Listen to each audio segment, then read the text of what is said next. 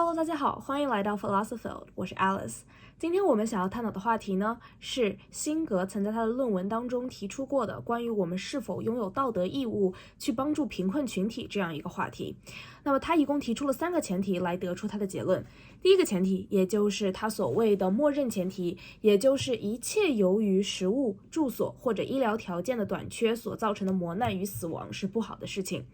第二个前提就是，如果我们有能力去阻止某件不好的事情发生，且我们的这个举动不会牺牲任何可与之相衡的道德重要性的事情的话，那我们就有道德义务去实施它。这里的牺牲指的是发生任何同等不好的事情，做任何本身错误的事情，或者说相较于被阻止的不好的事情而言，有在道德层面上更重要的事情会由于我们的举动而无法被推动。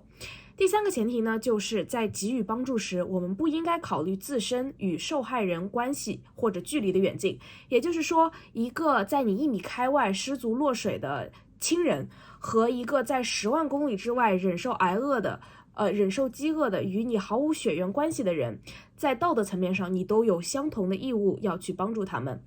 那辛格的结论就是帮助贫困地区的人民是每一个富裕的人的道德义务。那这里的富裕的人并不是传统意义上的富裕，而是指所有收入在贫困线以上的人民。他得出这个结论的原因呢，就是首先我们已经默认贫困群体的他们所遭受的磨难与死亡是一件不好的事情，并且他认为每一个收入在贫困线以上的人民都有能力去阻止这件事情的发生，因此这变成了我们的道德义务去帮助贫困地区的人民。那么我个人是不同意这个结论的，接下来我会阐述我的原因。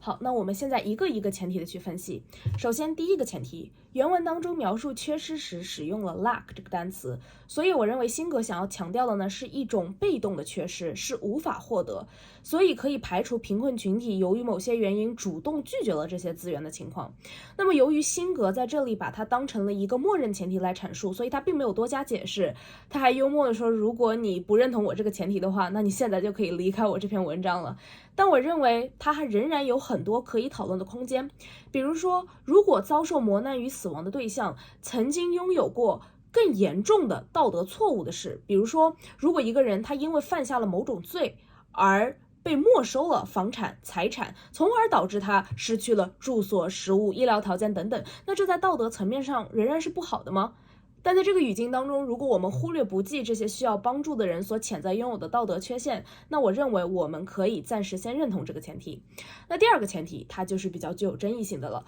就它本身而言，这个前提的第2个条件，也就是不会牺牲任何拥有可与之相衡道德重要性的事，这是一个从目的论者的角度来阐述的条件。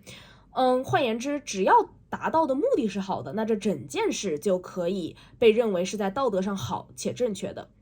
但如果我们从义务论者的角度出发，也就是我个人比较赞同的这么一个观点，就是只要某件事情在道德层面上是有弊害的，那不论结果如何，这件事情本质上就是错误的。换言之，我们不可以通过一个有道德缺陷的过程去获得一个道德正义的结果。只要某件事情造成了某一件道德错误的事发生，那不论它是否可以与我们所阻止的不好的事情相提并论，这在本质上都是不道德的。通过不道德的手段而达到的结果，我认为我们都不可以也不应该称之为道德。所以我并不认同辛格在第2个前提当中的这个条件。进一步来讲，他的第2个前提所得出的结论，我也持质疑态度。如果阻止某一件不好的事情发生在我们的能力范围内，并且不会造成其他任何不道德的事情发生的话，那这也只能证明阻止这件不好的事情发生是道德上好且正确的。它并不能够说明这是我们道德上的一种义务。